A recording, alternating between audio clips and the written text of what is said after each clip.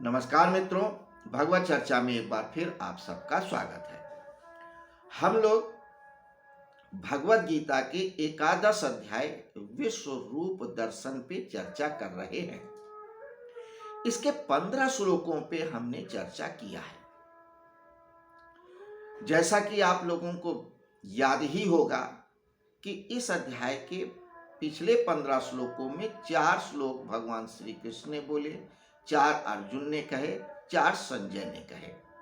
उसके बाद अर्जुन फिर अपने शब्दों से या उस रूप का वर्णन कर रहे हैं जो उन्होंने अनुभव किया। श्लोक पे चर्चा करें इसके पहले पिछले श्लोकों पे एक दृष्टि फिर से। शुरू के 4 श्लोकों में भगवान श्री कृष्ण से प्रार्थना की अर्जुन ने कि यदि मैं सुपात्र हूं तो आप अपने उस विराट स्वरूप का दर्शन कराएं। हालांकि मुझे अविश्वास नहीं है, मैं पूरी की पूरी श्रद्धा के साथ, भक्ति के साथ, समर्पण के साथ ये कहता हूं कि आपने बिल्कुल सत्य कहा है, वैसा ही है स्वरूप जैसा पिछले के अध्यायों में बताया है। लेकिन सुपात्र होने पर आप मुझे दर्शन कराएं। तब भगवान श्री कृष्ण आगे के 4 श्लोकों में कहते हैं कि तू मेरे विश्व रूप को, विराट स्वरूप को देख। लेकिन अर्जुन इन चंद चक्षुओं से देखना चाहते हैं जिन्हें वे देख नहीं पाते। तब भगवान श्री कृष्ण अपनी दिव्य दृष्टि देते हैं कि तू दिव्य दृष्टि से देख। दिव्य दृष्टि से अर्जुन देखना शुरू करते हैं, जिसको संजय बता रहे हैं धृतराष्ट्र को कमेंट्री के रूप में कि क्या देख रहे हैं। वे 4 श्लोकों में, 6 श्लोकों में बताते हैं। इस तरह से 14 श्लोक आ जाते हैं। फिर उसके बाद अर्जुन बताते हैं जो उन्होंने देखा, अनुभव किया। अब आप देखिए, अर्जुन के देखने में और संजय के देखने में एक अंतर है। जहां अर्जुन दिव्य दृष्टि से उस विराट स्वरूप को देख रहे हैं, वहीं संजय अपनी दूरदृष्टि की क्षमता से देख रहे हैं। दूरदृष्टि और दिव्य दृष्टि में अंतर हम लोगों ने जान ही लिया है पिछले के एपिसोड्स में। दूरदृष्टि से देखना एक कला है, एक क्रिया है, जिसे हम सीख लें तो देख सकते हैं दूर की चीजों को।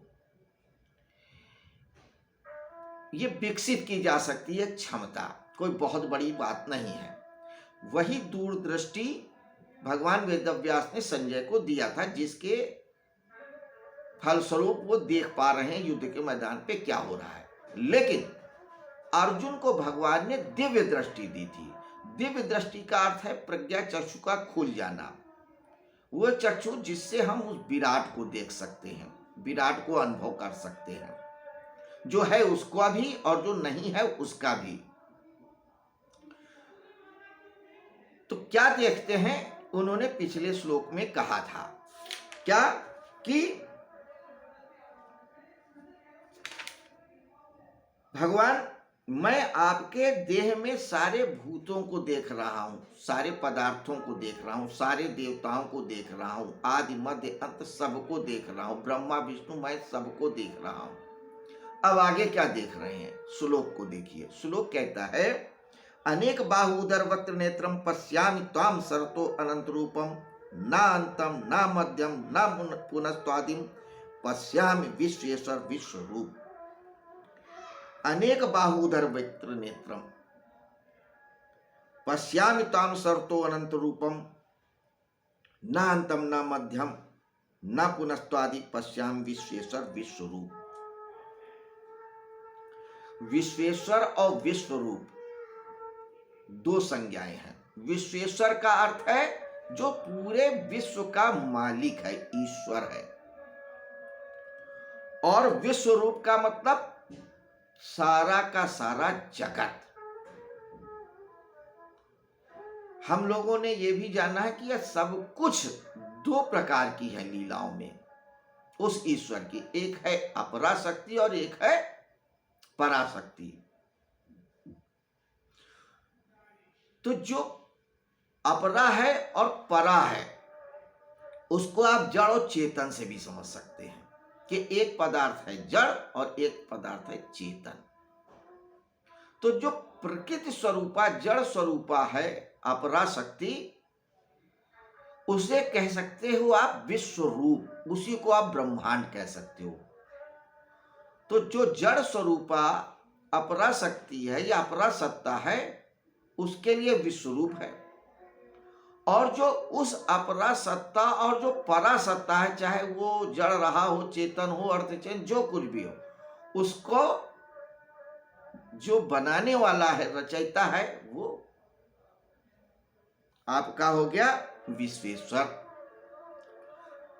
तो कहते हैं भगवान श्री कृष्ण से अर्जुन की आप जड़ भी हो और आप चेतन भी हो, सारा जगत भी आप हो और आप जगत के ईश्वर भी हो। जड़ और चेतन दो सत्ताएं अलग अलग नहीं हैं। अब हम लोग हैं, अब हमारा शरीर है, वो जड़ और चेतन दोनों का मिक्स है। जैसे शरीर है जड़ है और आत्मा जो जानने वाला है वो चेतन है।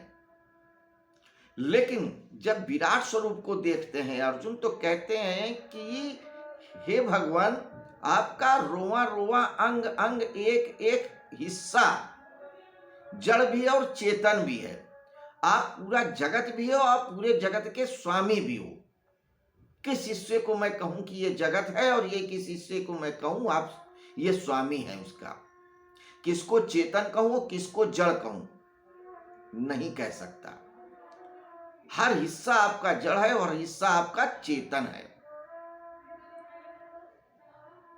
तो कहीं भी दृष्टि डालते हैं अर्जुन किसी भी हिस्से में, तो हर हिस्सा उनको जड़ और चेतन दोनों एक साथ दिखता है।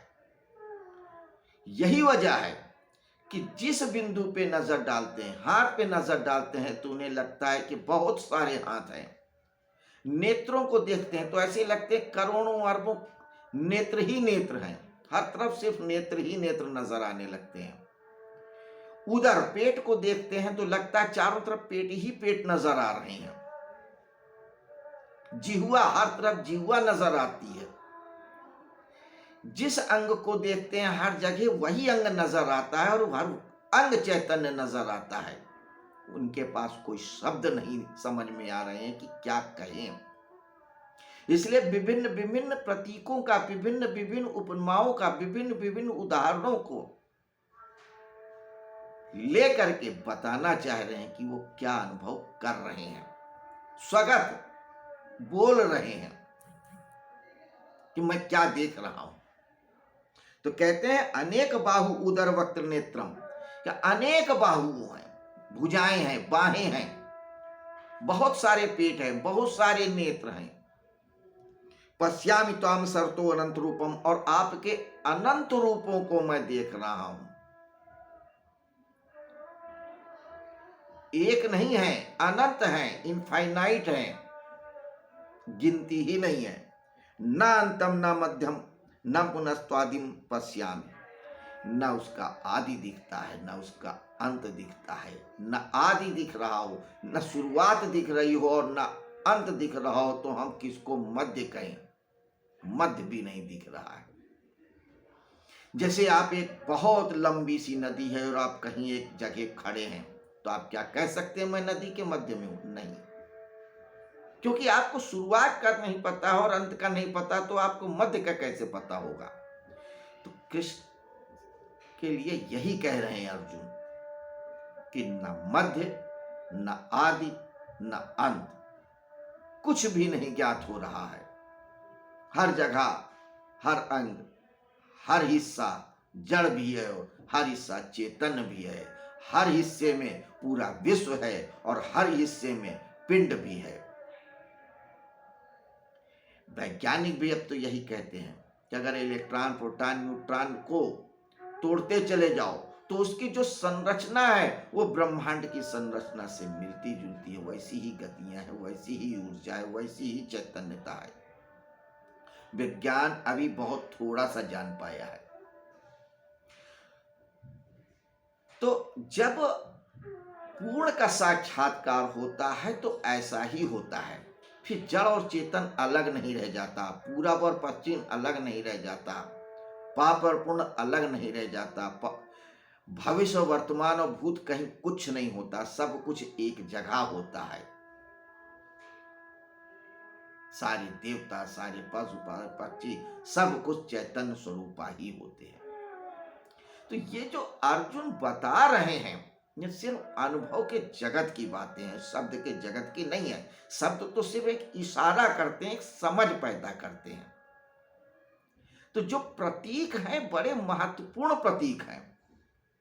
देखिए, ये सारी बातें अर्जुन देख रहे हैं और स्वगत बोल रहे हैं, और इन सब क्रिया घटनाओं को संजय बता रहे हैं धृतराष्ट्र को। अंधे आदमी को प्रकाश का नहीं पता है, अंधे आदमी को कुछ नहीं पता है, वो सिर्फ शब्दों के सहारे से जो सुना है अनुमान लगा रहे हैं। ऐसे ही हम हैं, हमारे पास दिव्य चक्षु नहीं है, हमारे पास ज्ञान चक्षु नहीं है, हमारे पास सिर्फ शब्द हैं, क्योंकि अभी हम धर्मराज धृतराष्ट्र हैं। उसी की तरह मोह में अंधे हैं, उन्हीं की तरह बुद्धिमान हैं। धृतराष्ट्र बहुत बुद्धिमान थे, भगवान वेदव्यास भी उनकी प्रशंसा करते थे, लेकिन सिर्फ बुद्धि थी उनके पास, तर्क थे, शब्द थे, अनुभव नहीं थे। मुख्य चीज होती है अनुभव। तो ये प्रतीक महत्वपूर्ण होते हैं जो हमारे श्रुतियों में बताए गए हैं। एक एक प्रतीक को पकड़ना पड़ता है, समझना पड़ता है, अनुभव में लेना पड़ता है। तो अर्जुन की समस्या आप समझ सकते हैं कि जिस विराट को अनुभव कर रहे हैं उसको बता नहीं पा रहे हैं, बस कोशिश कर रहे हैं। तो आज थोड़ी सी कोशिश हमने भी किया, जो अर्जुन को अनुभव हुआ उसको शब्दों के माध्यम से समझने की। अर्जुन को अब और क्या दिखता है और क्या अनुभव होता है और क्या बतलाते हैं, ये अब हम कल के श्लोक में जानेंगे और चर्चा करेंगे। आज फिलहाल इतना ही। शुभ रात्रि, नमस्कार। आप हमारे साथ इसी तरह से बने रहें, भगवत चर्चा में आनंद लेते रहें। शुभ रात्रि, नमस्कार।